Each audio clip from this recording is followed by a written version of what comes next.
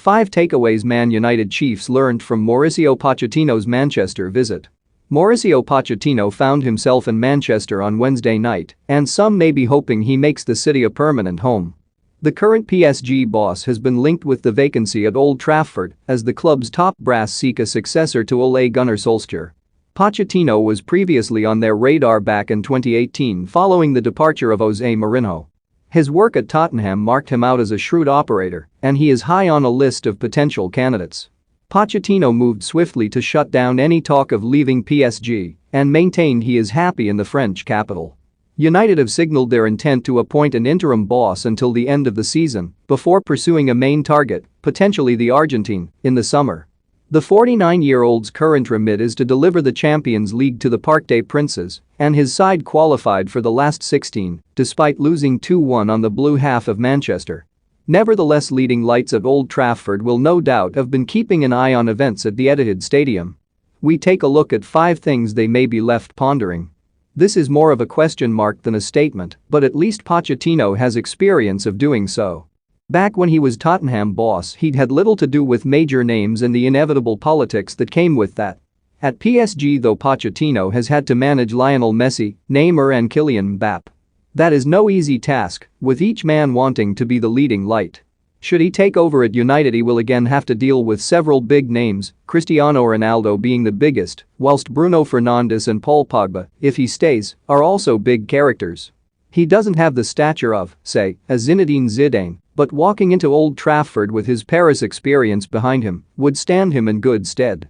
Again, when he was at Tottenham, Pochettino benefited from continuity in the starting's eye. At top clubs, those squads are inevitably deeper and with more quality. At the Etihad, the Argentine left Angel Di Maria, Sergio Ramos and Gini Wijnaldum all on the bench. Those are the types of calls he would have to make in Manchester, with the Red Devils have a host of options in several positions. Pochettino would expect to go deep into the majority of competitions he enters and as a result will need to keep players fresh. He's already made the bold call to take Messi off during his tenure, which shows he's his own man and prepared to do what he thinks is best.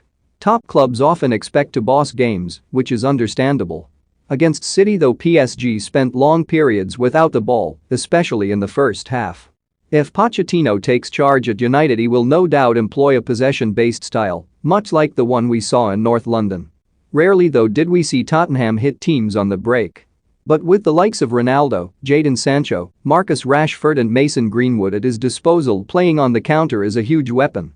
We saw with PSG that, when necessary, Pochettino is willing to set his team up to soak up pressure before hitting teams on the break, a hallmark of United sides in the past.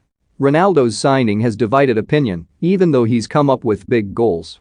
Some critics believe that the 36-year-old's lack of pressing has upset the balance of the team and ultimately undid some of Solskjaer's good work before his dismissal. That is why some have questioned why United would pursue a coach in Pochettino who will demand high intensity from his team out of possession, much like we saw at Tottenham. Ronaldo would find himself, again, facing similar problems and criticism.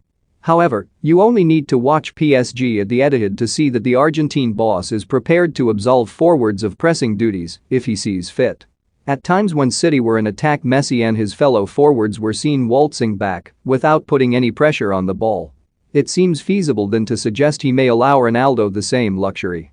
This was one of the major calls of the Solskjaer era, sticking with David De Gea ahead of Dean Henderson. Sorting out who is United's number one both short-term and long-term will be part of the new managers in tray.